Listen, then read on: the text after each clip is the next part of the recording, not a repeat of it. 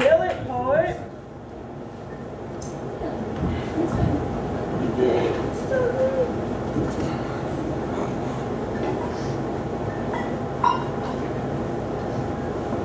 Bang, bang! He's a bullet. Sharp and smart, not like a lot of guys you'll find these days. He tries to keep the lies loaded and tell only truths to your face, but it'd be a lie if he thought he could do it. The kind of guy that ends only the dirtiest of fights and kisses only vulnerable girls. But what a sweet kiss it can be. And then he walks away, smiling the fakest of smiles just to help pass the day while no one visible sticks a foot out to break a common ritual, telling jokes to get laughs that proves he hasn't lost it yet, and it hasn't lost him, while the most important people in his life might have. Bang, bang! He's a bullet and he doesn't know it. He plays the big shot, pushing everyone aside, never settling to ride shotgun. He's got a grin like a Cheshire cat when he's feeling devious, right before he jumps the gun, going off half-cocked and trying to keep a stiff upper lip as she attempts to bite down on his shell, holding it in her teeth like a trophy. She spits him out on the pavement like a bitter aftertaste while the scared little one pulls the wool over his eyes in a game of war. Bang, bang! He's a bullet and he loves it. He can't break your heart, but he'll run right through it, make you lose your breath. And when he's gone, all you have left is a hole where he cut for a split second. The worst part is there's no retrieval policy to get him back. She had to learn the hard way that it's a one-shot kind of deal, so maybe she should stop yelling at him and step off, because anywhere he goes is a hazard and he knows it. She can only bring him closer just to send him off again. Bang, bang. He's a bullet and he'll wipe the smile off your face just as quickly as he put it there. But he is intoxicating and addicting, and he is absolutely beautiful, and that may be the one thing about himself that he's still not so sure about. And he's always there to catch you when you trip and fall. He's even got your back so well he's almost in your back, even when you don't have his nearly as well. And he's always got a word to speak to make you think when the tears are falling and there's nothing to say. He'll put you in a situation where you can't feel as guilty as you want to for having him when he can't even find himself. But you know you jump in front of him to save him from himself when his mind is racing and out of control. He says it's always an accident. Bang, bang! He's a bullet, and nothing more than a bullet in the world of loaded guns.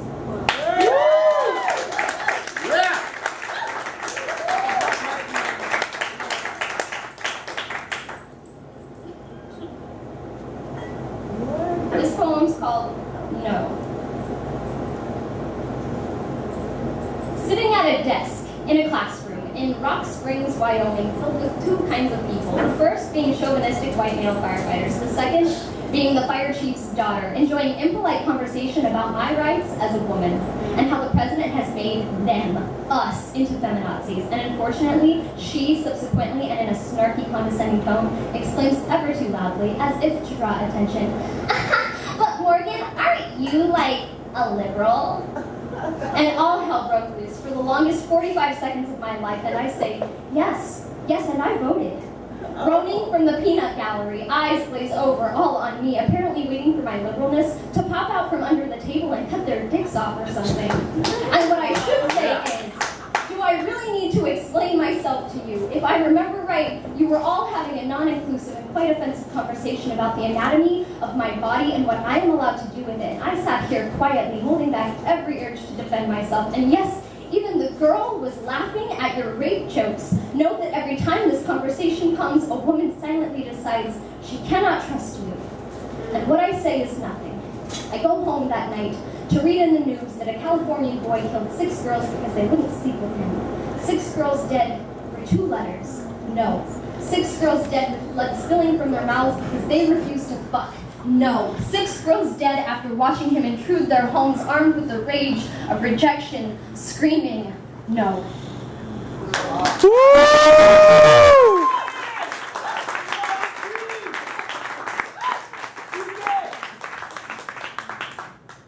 So this next one is, the prompt for it was pretty cool, and you were supposed to write about the objects you would leave in a box after you die. If you were to die, if you could leave a box for somebody, what would be in it, and describe those items. That was the prompt, so this is what I got from that box. Unlabeled, carelessly attached to the remnants of my first car total, never to be driven, handle hanging off to display things you've seen, distant, as if through glass walls, windows, and if you ever get the nerve to touch them, they will speak in softest tones, and life I couldn't finish, and in my first car, totaled, never to be driven, a glove, crumpled behind proof of insurance and crusted with dried tears and granola bars because I was sad and hungry and ironic, and gloves kept the space between my knuckles warm when you weren't sitting in my passenger seat. Clutching onto the coat hook every time I turned down an unfamiliar street for the sake of getting lost, a map. For when those times getting lost and adventurous turned into sticky turmoil and we stopped recognizing the sidewalks and yellow lines and tom-toms were too mainstream, we craved our front door opening. My favorite CD, shattered like mirror sprinkles on the dirtiest cupcake, reflecting the dustiest cobwebs and your sweetest eyes, music never to be played in the radio of my first car, totaled, never to be driven, a love note.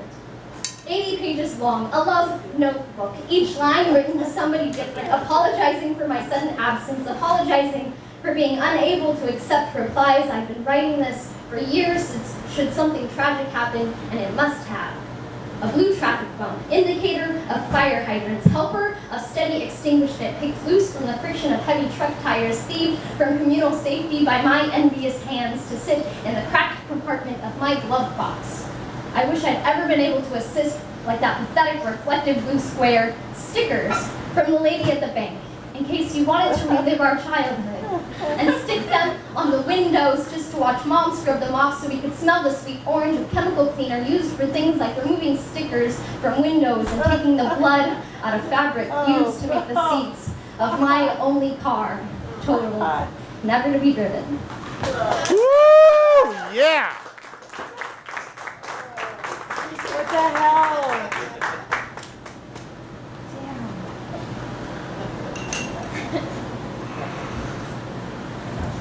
There are sometimes feelings you must ignore for the sake of functionality. There are sometimes butterflies whose wings must be clipped. And I will admit that I am tragically lonesome, and I will admit that some boys are dangerous. And sometimes I see phantoms under your eyelids taunting me to grow branches, extend a limb to either side, and I am trying to forget feelings far too dangerous to blame on the delicacy of an almost flutter.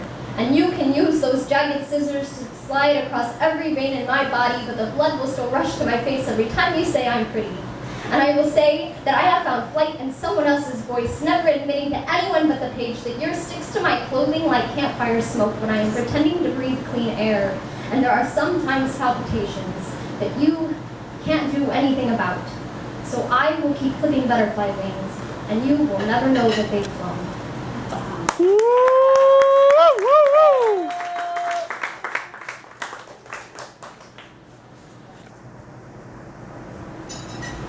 All right, so when I was living in Wyoming, I got a job at an elementary school as an aide, and my job was, I was assigned to a particular student, so this is about her.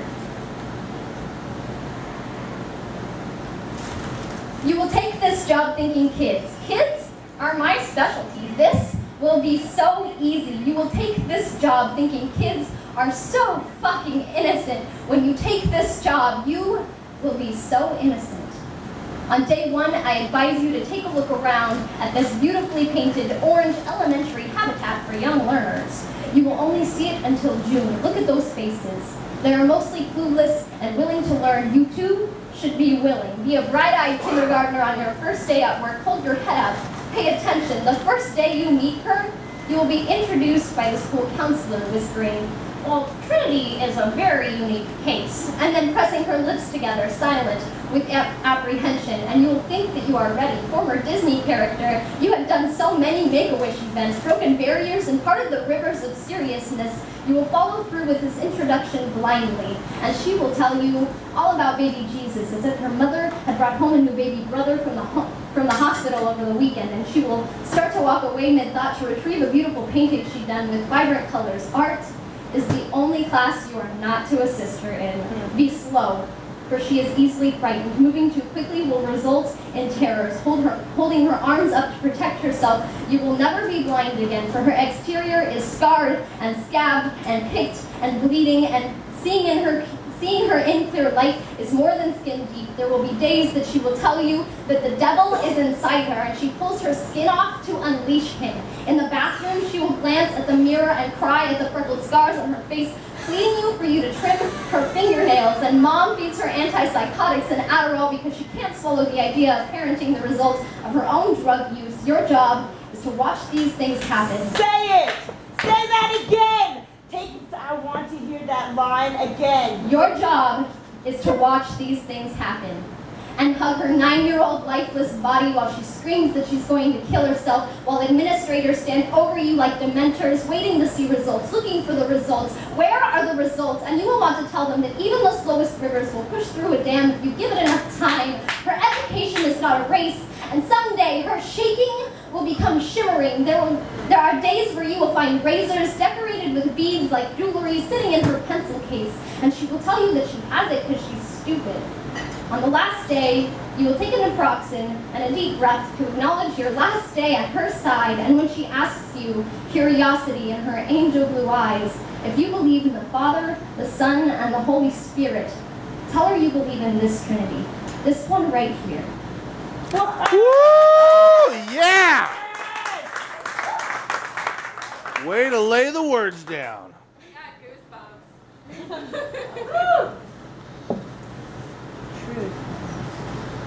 Okay. The saddest word in the English dictionary is stay. And otters hold hands to keep from drifting apart in the water. I was taught that you should always have breakfast, so at 1 o'clock, I am eating waffles and thinking of you, and the way that we wear disappointment like cheap deodorant under our armpits, catching whiffs whenever the wind blows under our shirts, and your hands are like parentheses, cradling a fragment. My heart is always halved by your absence. And every drive back to the airport is like our stitches being cut too early. Reopened wounds never heal pretty, and I will never take you for granted. Still, I miss your handwritten letters, the bouquets of syllables every time we're together. It's almost like there's no winning. When I ask you if you're sad, you say no. This is what we do. Nose diving into each other's arms from day one. I was taught it is safer to jump feet first the first time, but you and I are not safe. We have never been. We only saw the reflection of each other's faces before we hit the surface, and I have heard that otters hold hands to keep from drifting apart in the water. Woo!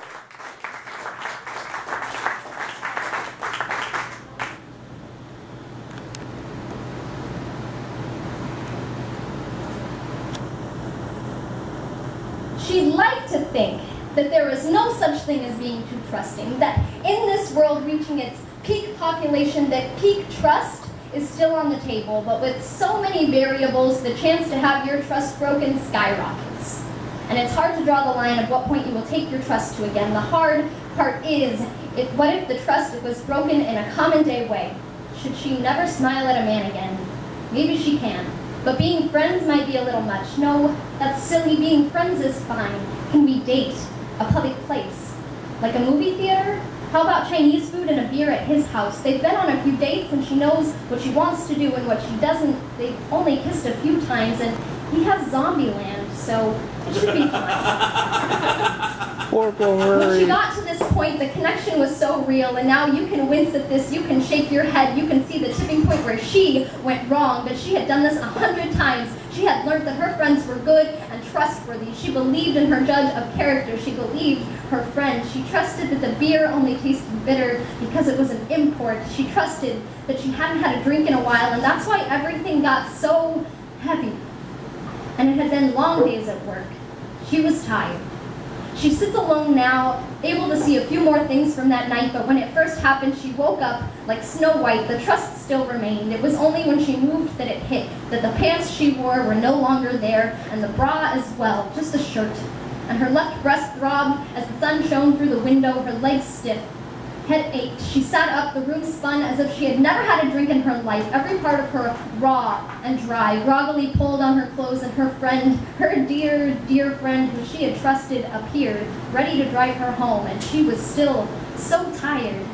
She wished that she had hit him. She wished she had screamed and yelled and pounded her fists and let her voice run hoarse, but she thought that maybe she had already done that.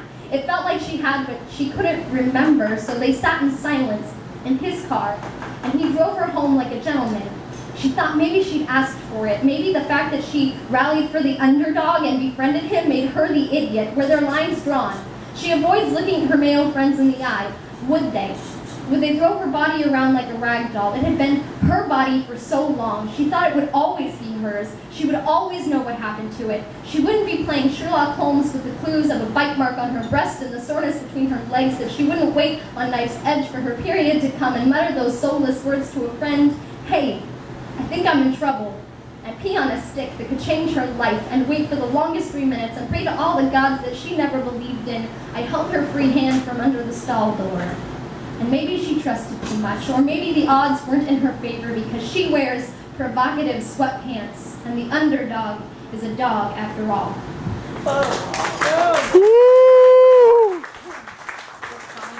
You're gonna like this next one.